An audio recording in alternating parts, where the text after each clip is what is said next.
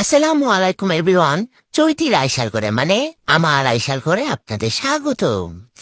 আমি আজকে যেটা করব বেগুন ভর্তা করব আর আলু ভাজি করব। তো বেগুন আমি বসাই দিছি, বসে তারপর মনে হলো এটা চুলা আসতেছে না, কি যে হবে পরে।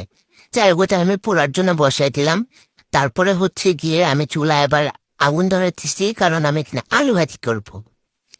আলু ভাজির জন্য যেটা করবো সেটা হচ্ছে পেঁয়াজ রসুন কাঁচামরিচটা দিব।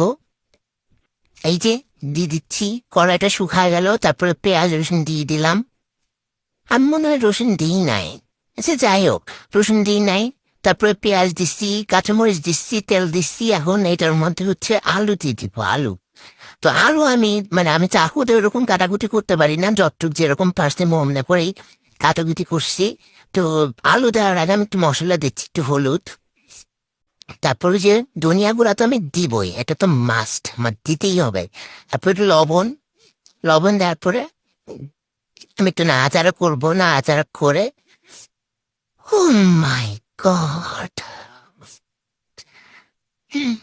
যাই হোক নাড়াচাড়া করে রান্না করে আসলে এত ইজিও না, আবার এত সহজও না। মানে কি বললাম, এক কথায় দিবে বললাম, মানে ইজি না। ও, সহজ মানে ইজি, আবার ইজিও না। আচ্ছা যাই হোক, তারপর আমি আলু ভাজি দিয়ে দিচ্ছি। সরি, আলু কুচি কুচি করে আলু কুচি দিয়ে দিচ্ছি। দিয়ে দেওয়ার পর এই যে আমি নাড়তেছি, তারপর দিব ঢাইকে। ঢাকা দেওয়ার পর আমি আবার একটু চেক করবো হয়েছে কিনা। এই যে দেখেন আমার গ্লেজি আলু ভাজি হয়ে গেছে। তারপর আমি এটাকে একটু হালকা নেড়ে চেড়ে, আমার না যে নিচে একটু লেগে লেগে ধরো, এটা খেতে মজা লাগে, তো ওটার জন্য আমি একটু অপেক্ষা করছিলাম। তারপরে এই যে পরিবেশনের পালা।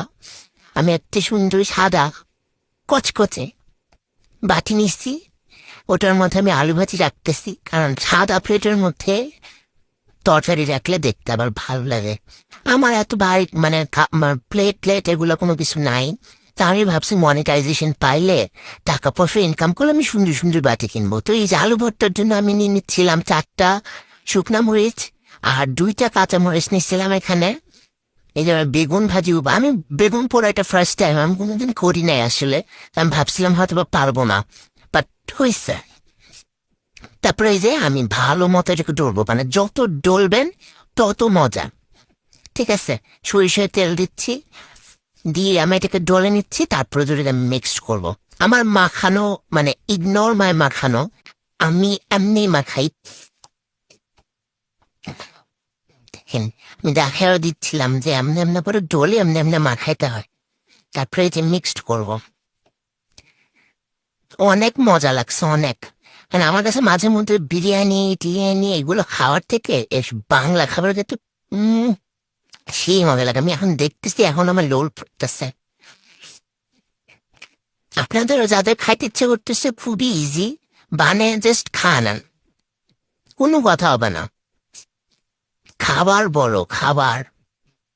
তারপরে একটু ঢং করার জন্য, মানে ঢং না আসলে, একটু ঝাঁঝানোর জন্য উপরে আমি একটু সরিষার তেল দিয়ে দিচ্ছিলাম। তারপরে এই যে দেখেন আমার আলু ভর্তা, সরি আমার বেগুন ভর্তা, আমার আলু ভাজি আর আমার ডায়মন্ডের পেঁয়াজ ভর্তা। এই যে দেখেন গ্লেজ মারতেছে ডায়মন্ডের।